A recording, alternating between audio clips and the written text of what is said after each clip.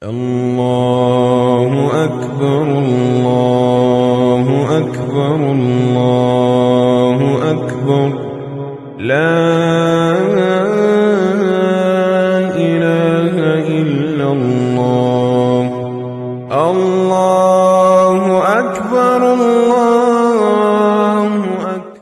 Di pagi hari yang cerah umat berkumpul, Idul Adha tiba, suci dan penuh berkah. Dalam hati yang ikhlas kita beribadah, menyembelih hewan kurban sebagai pengorbanan. Idul Adha datang, suara takbir bergema. Hati penuh syukur, rasa damai terasa, berkumpul dengan keluarga, saling bermaafan. Idul Adha berarti kasih dan kebersamaan. Di hari yang suci